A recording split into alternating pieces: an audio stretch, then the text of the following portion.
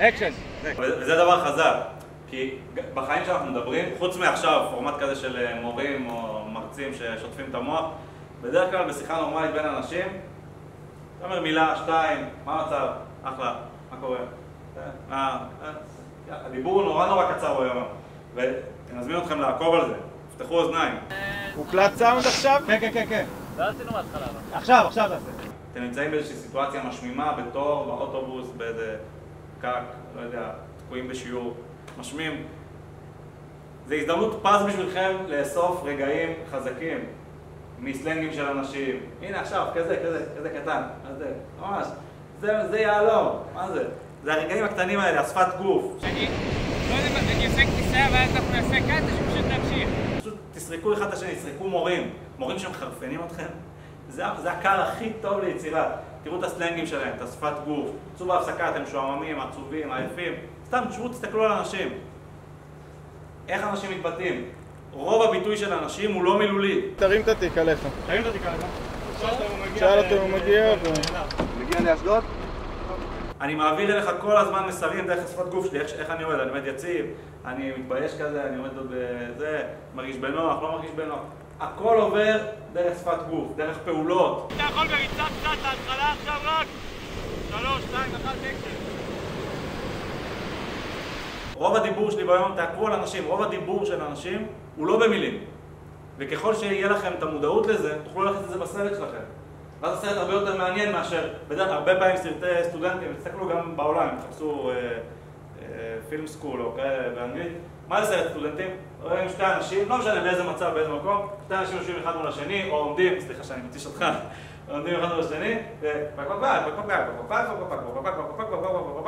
שלוש סצנות, דיבורים. אם אתה סיני, אין לך סיכוי להבין מה הסרט הוא דיבר. אין לך כתוביות. אבל אז מה עשינו פה? זה קולנוע? מה זה? קולנוע, הכוח שלו זה גם בתמונה. איך אנחנו מספרים סיפור עם תמונה, עם פעולות? פה, בים, כמה שהיה אתגר של סאונד והיה. חם לי. שם אותי בשמש. אולי 2-3, בלי חולצה, בלי כלום, עם נייר כסף לפנים.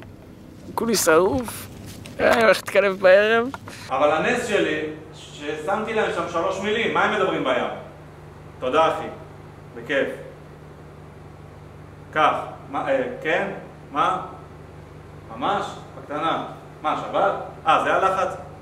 אז קודם כל חלק מהסאונדים בקלוזאפים שהיינו קרובים אליהם, אז הסאונד שם טוב, אז יכולתי לגנוב אותו משם ולשים אותו במקום. וה3 מילים האחרות שלא נקלטו טוב, אז הם הקליטו לי אותם בוואטסאפ. תגיד, כן, מה, ממש, זה לא עכשיו הרצאה של שעה, והרעש של הים גם ככה מחפה על הזה. אז זה היה פתרון, אחד הפתרונות לסצנה של הים, שנסחפתי להגיד על הסאונד שלה בגלל הפעולות. רוב הסצנה של הים שם זה פעולות. עזוב את הגלשן. עזוב את הגלשן. הוא מושך את הגלשן, הוא מושך מצד שני. גם אם אתה לא מבין עברית, אתה מבין שיש פה, אתה רואה אותו יושב באוטו ומושך מצד שני. הוא מרים את האבטיח. רציתי שיהיה משהו פיזי כשהוא מנסה להוציא אותו. מרים את האוכל, מראה לו. אגב, להכין אבטיח לסט כזה, זה לא קופסה אחת. כי אחר כך הוא צריך לאכול את זה בים. ויש לונג שוט וקלוזאפ ועוד קלוזאפ, והפוקוס לא טוב, והצלם אותו בשמש, והוא כל פעם צריך לאכול חצי ולהשאיר ביד. אבל מה לעשות שיש שמש? בסוף זה כבר היה, אבטיח אחרי שהוא הרבה זמן. הוא מקריב, עשה שם... אבנר! חיכית כל כך הרבה זמן, הנה זה מגיע. אבל זה גם, הפקתית, לחשוב, אם אתם כותבים והוא אוכל את הסוף של האבטיח, צריך לפני זה שיהיה הרבה אבטיח ובסוף קצה של האבטיח, מישהו צריך להכין את זה, מישהו צריך להביא את זה. צריך לחשוב על זה, אתה צריך לילה קודם לחתוך אותה, אתה לא יכול לחתוך חודש מראש להביא עם הרשימת ציוד. צריך לדאוג לזה באותו יום. זה גם, אבל כל המגבלות האלה שאני מדבר איתכם עליהן בתסריט, יש צד שכדאי לשכוח מהם ברגע הראשון. היה לי ברכה לבטלה. יש מצב להיות עוד קצת חשוב ולבקש תזיזו את הרכב לאחד החניות האחרות.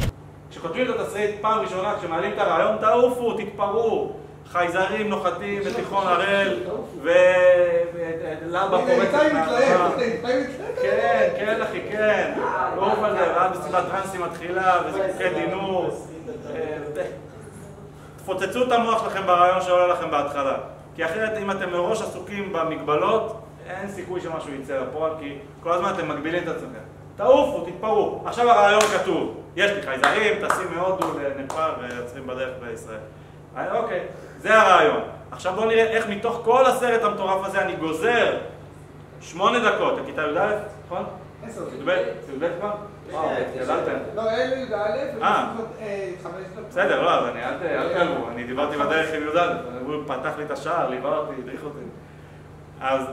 אז 8 דקות, 10 דקות, 15 דקות, לא משנה. איך אני גוזר מתוך הסיפור המטורף הזה שבא לי לעשות? רגע אחד. כן, זה המיקום. סבבה? כן, כן. לא לקח את זה פה. רגע אחד. אז זה לא כאילו מילה, תעשה סרט פשוט, תעשה סרט קטן. כבר חשבתי, אני בא למגמת קולנוע, אני אעשה משהו זה, בסוף אומרים לי, תן לי מלא. לא! לך על הסיפור המטורף שמעניין אותך. תעוף איתו. אבל תיקח מתוכו רגע אחד. בכל סיפור ענק, אתה יכול לתפוס רגע אחד, לזקק אותו, ואם תצליח אפילו במקום אחד, חלל אחד או 2 מקומות, בכל נקודה נמצא הכל. קחו עכשיו את הסיטואציה פה, של הסצנה פה, של הכיתה הזאת שלנו עכשיו, מהשיעור הזה עכשיו, הוא חלק מסיפור הרבה יותר גדול, של כל אחד מכם. הוא בבית עם המערכת שלו, היא בזה שלה, הוא עם הכדורגל שיושב לו בעורף, הכדורסל שיושב לו בעורף, ההורה שלכם, אני עם הנסיעה שלי חזור. כל אחד פה יש לו בראש סיפור. אני יכול לספר את השיעור הזה דרך כל אחד מכם. אם אני טיפה מוסיף דקה לפני, דקה אחרי, רואה מה עובר לו בראש תוך כדי, כל הפעולות שהוא עושה מתמקד עליו, וזה הופך להיות סרט אקשן, סרט דרמה, סרט קומי, אין לי מושג. בכל נקודה שתדרכו, כל מקום בעולם שתגיעו, כל משבצת שתשימו שם אצבע, אם תהיו שם מספיק בהתבוננות, תוכלו למצוא שם סרט מטורף. אז גם אם יש לכם סרט ענק שבא לכם לעשות, פשוט תיקחו נקודה ממנו. ובא, תתמקדו בשתי דמויות, מקום אחד, ושוב, לא חייב 2 דמויות, יכולים להתפרע גם בחוץ.